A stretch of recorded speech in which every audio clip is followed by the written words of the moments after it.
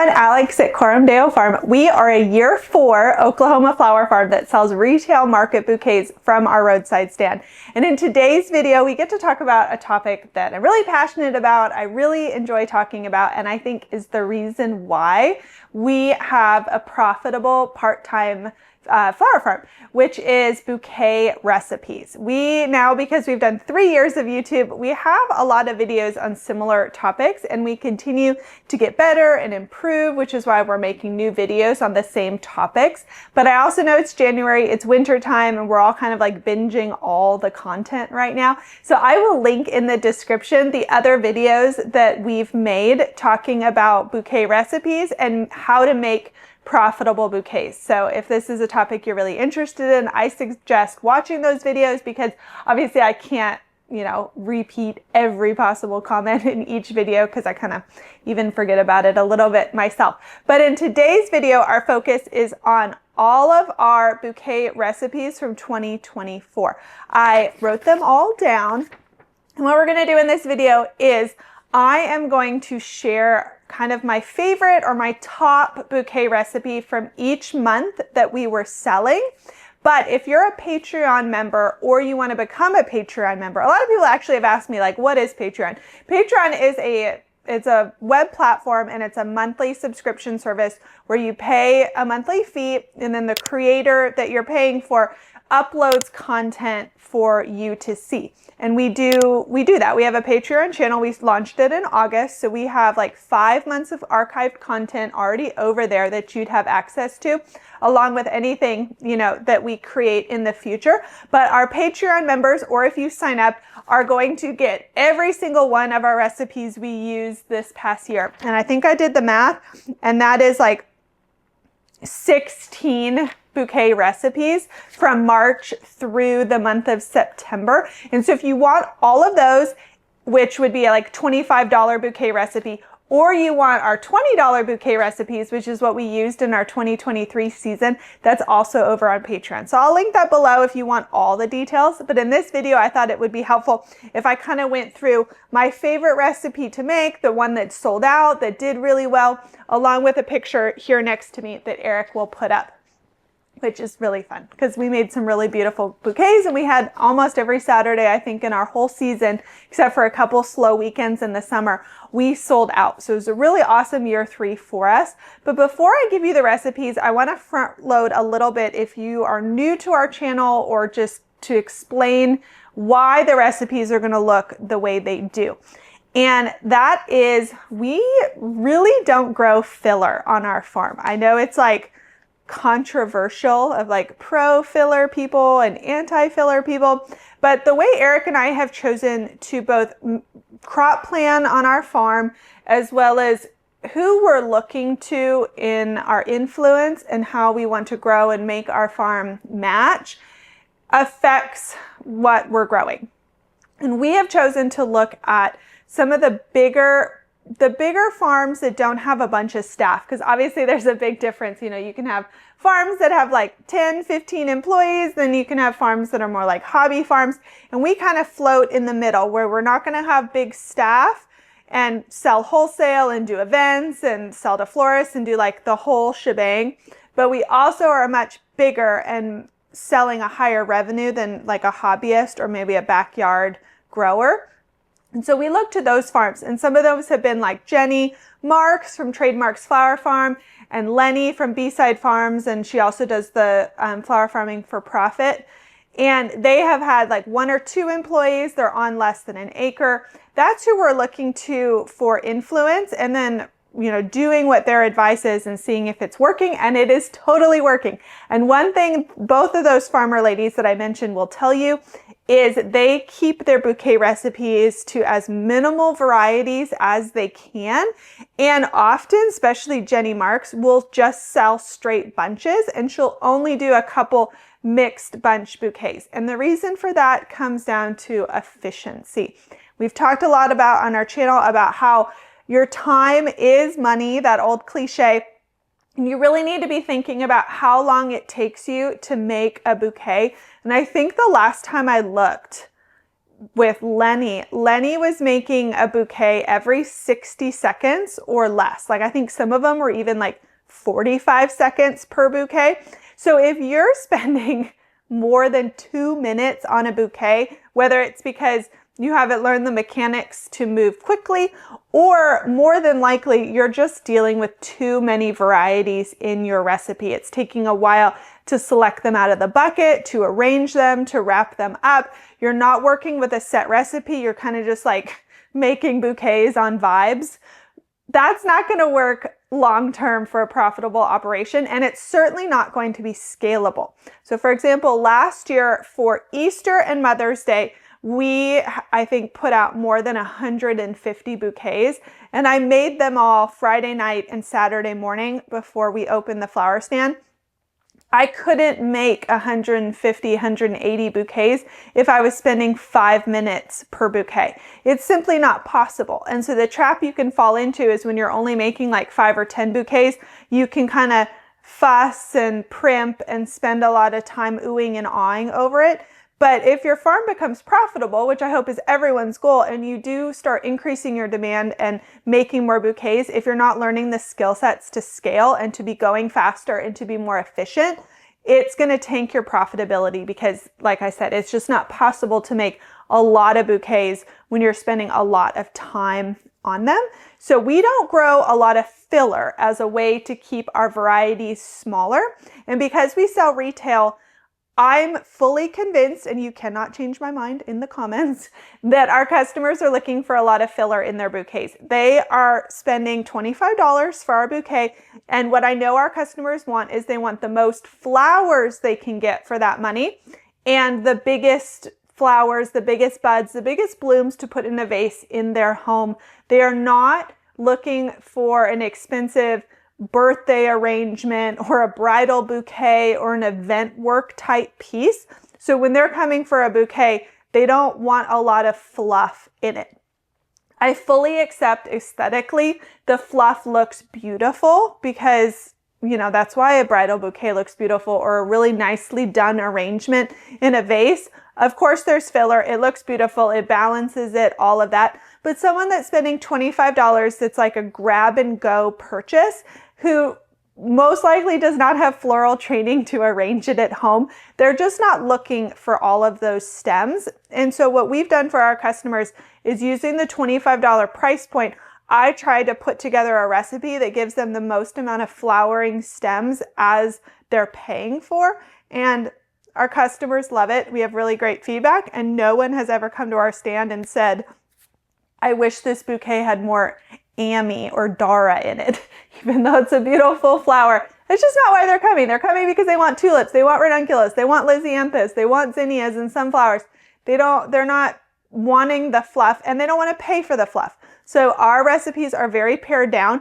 And honestly, if I showed these to Lenny or Jenny, they'd probably tell me that some of them even have too many flowers in them. And that's something I'm considering tweaking going into this year as well, is maybe even taking off some of them and only having our bouquets have like 3 varieties, maybe 4 max in the summer, so that I can move even faster and create more bouquets, because hopefully going into year 4, we have even higher demand because we've done our job marketing and we're expanding in the area of people that know about us. So I need to be able to make even more bouquets with a finite amount of time. We just had our 5th baby in October.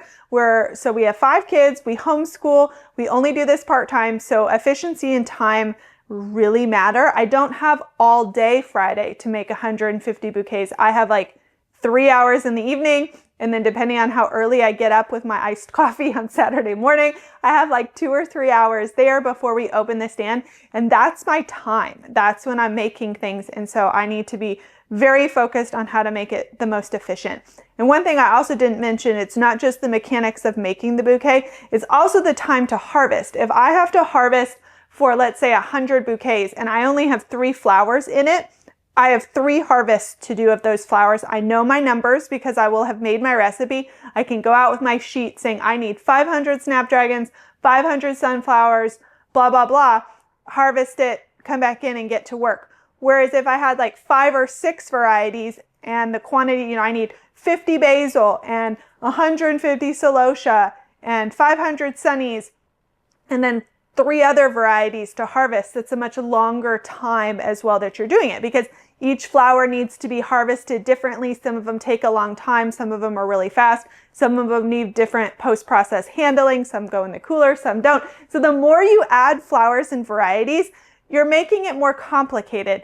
And that can work with some models, but more often than not, those of you that watch our channel are trying to do a bit similar-ish to what we're doing. And I think the name of the game for profitability is speed, time, and efficiency to increase those profit margins, because profit margins in flower farming are good, but not great. And they're very easy to like completely eliminate. And you can completely eliminate your profitability by spending too much, growing too much, and then just being wildly inefficient with your time. So that's kind of my like preface to talking about what these recipes are, kind of our model, because I know I always get comments about like, well, what about mountain mint? And it's like, mountain mint is never going to be on our farm. If anything, I'd like to even cut back on some of our varieties. We grow 14 total from spring, summer, and fall. And if I could even take out a couple, I'd be happy. So don't want to add any more. I'm a slash and burn kind of girl. But we start in March. We're in Oklahoma, which is zone 7A-ish. We're right on the line. And we start in March with tulips. Typically the 3rd week of March is when we open the stand. I'm kind of hoping the same will be this year instead of the last weekend. But in March, we have anemones and tulips blooming typically.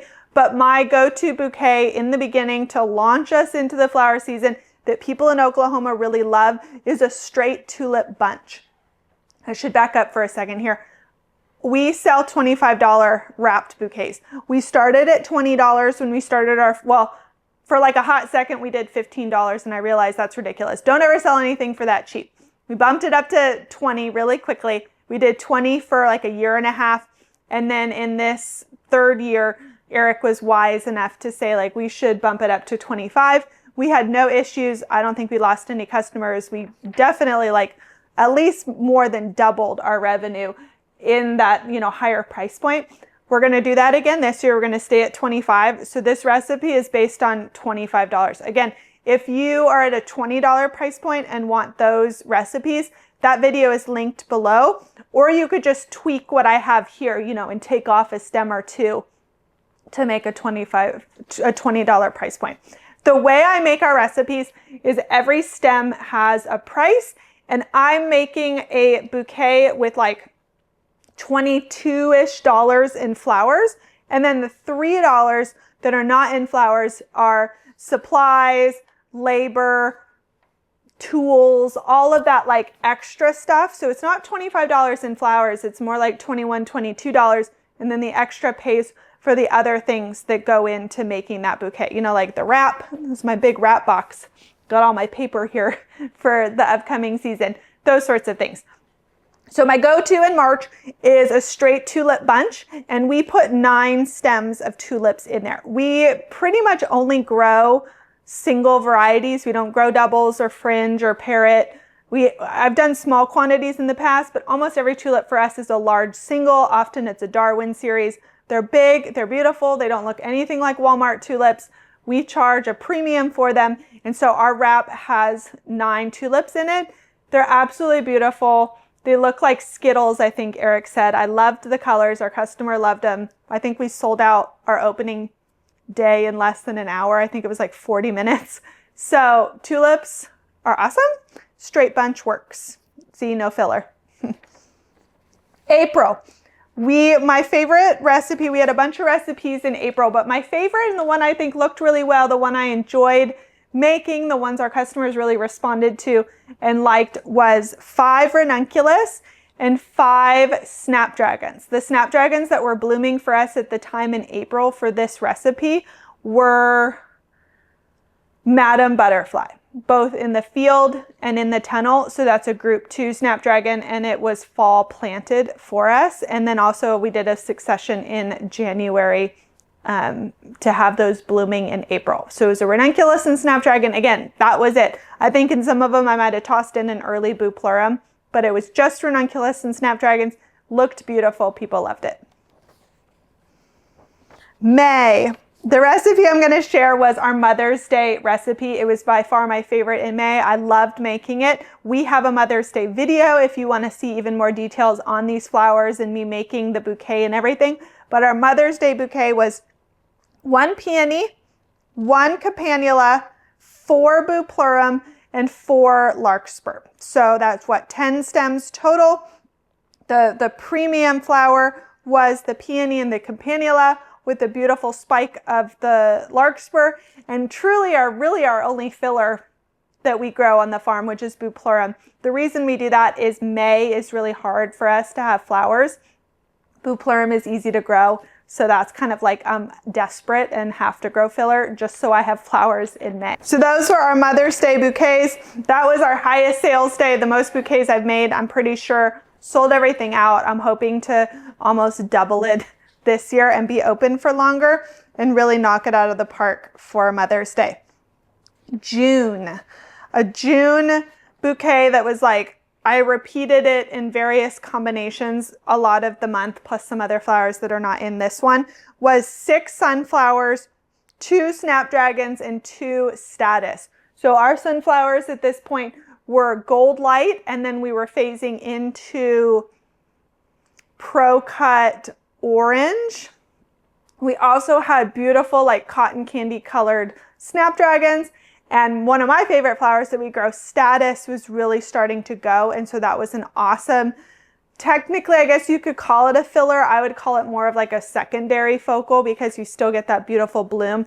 Lasts so long for customers, especially also with the sunflowers, that people absolutely raved about this bouquet. And I loved getting to change up the color. So even though I used kind of this recipe multiple times, I could use different color snapdragons that were blooming. So like, let's say one week it was the bubblegum pink, but then the next week it was lavender. It's like, okay, well, that's the same flower, but a customer's getting a different color. The bouquet looks different. Everyone's excited. The same with the status, because we grow a mix. And so some weeks it had white and yellow, and then other weeks it was blues and purples. And the week after that, it was yellows and blues. And you can play with the colors while not having to increase the variety of flowers that you grow.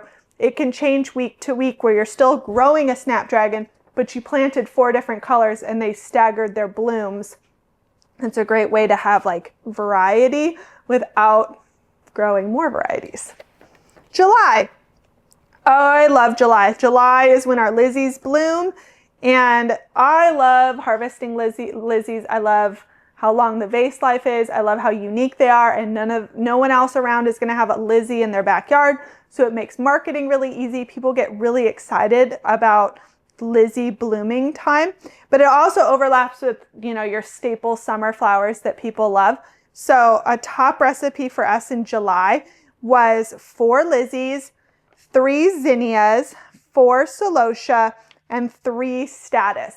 This is when like most of the lisianthus were blooming. I stuffed the bouquets full of like those premium stems, and then it had, you know, like some zinnias around it. Celosia is so easy to grow and cheap that I was able to be generous with those stems. And so this bouquet felt chunky. It felt weighty. It felt like a lot of flowers for the customer, even though most of the money in the price was going into the Lizzies. And then it kind of had like the cheap easies of summer to go with it. People really felt like they were getting a great bouquet. I know it lasted super long for them, and they kept coming back all month. July was, I don't know, technically kind of our slowest month. And I mean, that's true for so many people because people go on vacation or they stay inside, particularly in Oklahoma.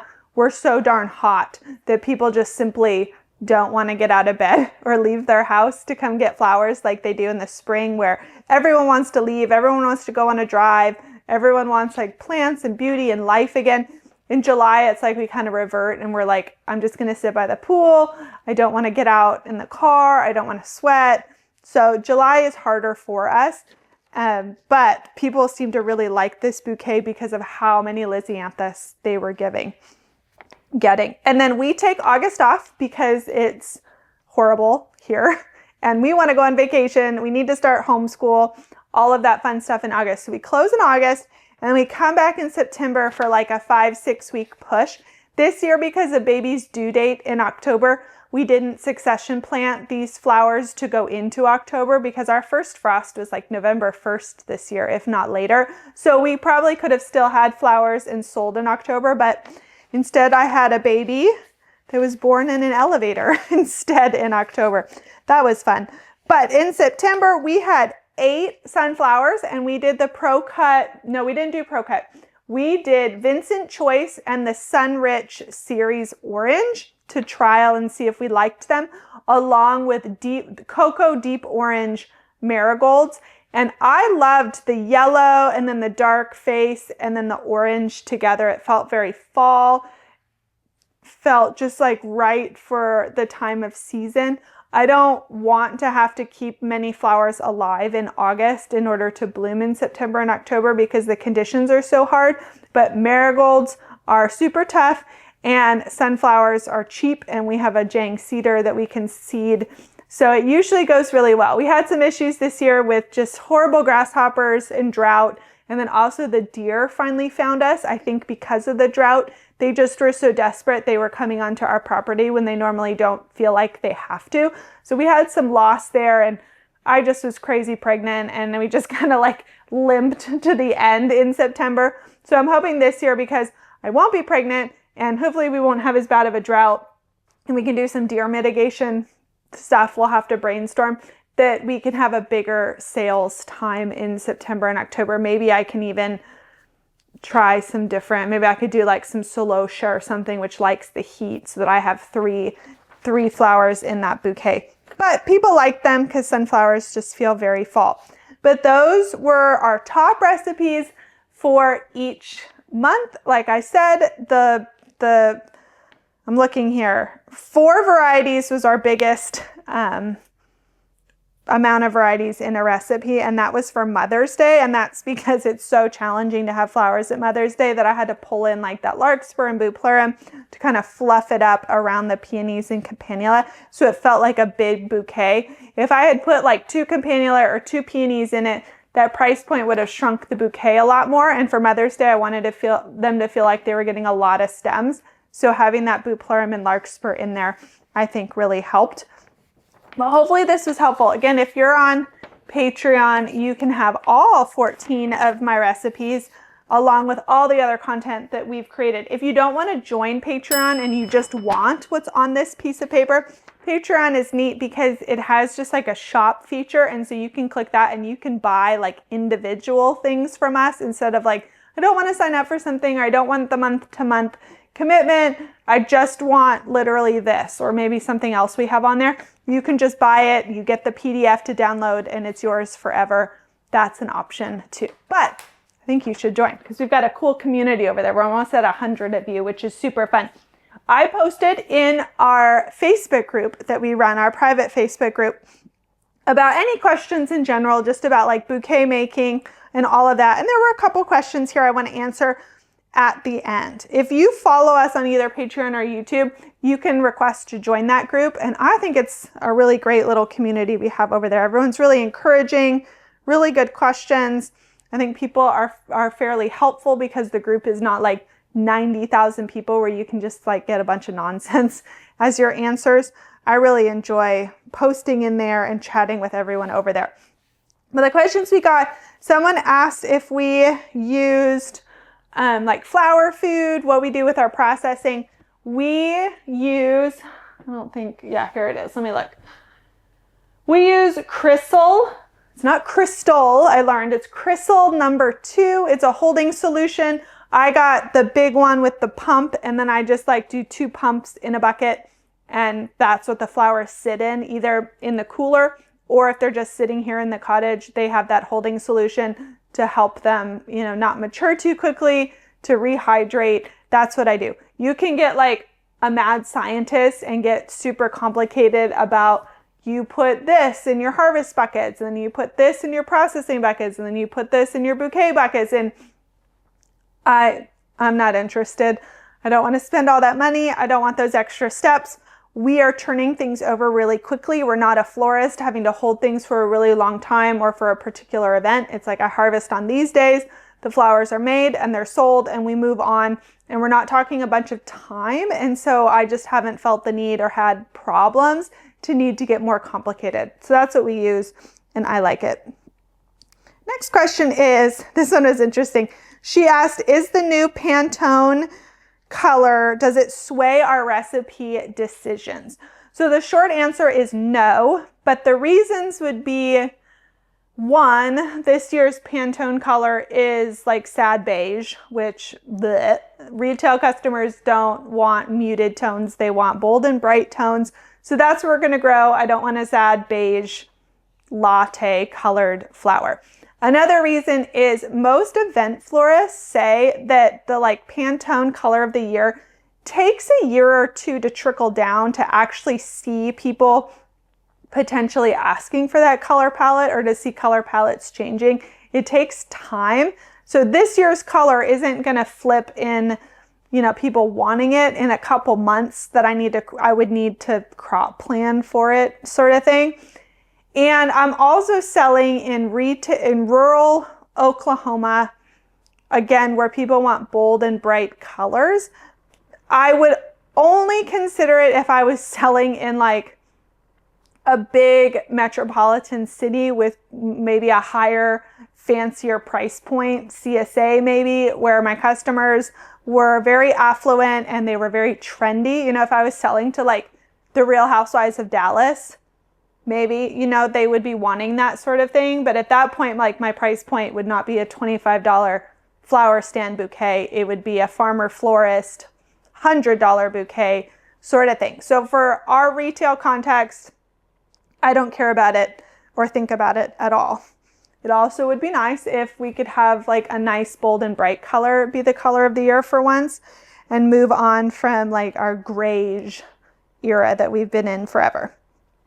Other question was favorite method for keeping them hydrated. So we don't harvest during the hottest part of the day. I harvest either in the morning or in the evening. They go either into the cooler or they go into our cottage here. They rest in the dark to, soak up water and to just sit and recover from being cut. I, at a minimum, give a couple hours before I were to make bouquets. Typically, it's always at least a day. At the soonest, maybe morning harvest and evening I make the bouquet. So they're getting a lot of time to rest, and I think that helps. And then they're sitting in that holding solution I mentioned. But once I make the bouquets, they're just in a bucket. They're just in our metal buckets with fresh water. And they're either going out that morning or they were made the night before to our customers. So again, we're not holding things for such a long time that we need to be really fussy about holding the flowers and their hydration and all of that. If you're harvesting at the right time and doing those steps, you shouldn't have any problems with hydration issues with your flowers. And then when they're in the stand, they're in the shade, they're not in direct sun, and they're in fresh water, and we sell out in a couple hours. And so it's not, again, there's not really a hydration issue while we're selling them either. And then the last question, do you have a set number of stems you stick to? What is the cost and size difference between your stand and your CSA? So yeah, we do a CSA. We're going to make a video here maybe this month or in February all about our subscription program because it's a little bit different. But I don't stick to a set number of stems because each stem has a different price point. So first I look at what I'm working with, which 3 flowers are blooming right now. I assign a value to each stem. And then I make a recipe from there. And so sometimes the bouquet will have 8 stems, sometimes it'll have 11. That's all going to depend on what I'm using. There's not a huge fluctuation. I think if I were to look, it would be 9 or 8 or 9 is our fewest, and then our most would be maybe 12 or 13, if I had a lot of Boupleurum or, Celosia in it, for example. But I'm basing it off of the price of the stem of what's in the recipe, not all of my bouquets have 10 stems, sort of thing. So when I'm talking to customers, the way I say that is every bouquet has $25 in flowers. I don't give a set stem count. And then the cost and the size difference. So our CSA last year was $30 per bouquet. It was $120 for 4 weeks, so that comes out to $30 per bouquet. And so each bouquet, in order to hit that price point, got 1 or 2 more stems, depending on what I was using. Like if I threw in an additional lisianthus, they would get 1 stem. If I didn't have extras, but I had a lot of celosia, maybe they got 2 or 3 more celosia in their bouquet, so it was technically bigger.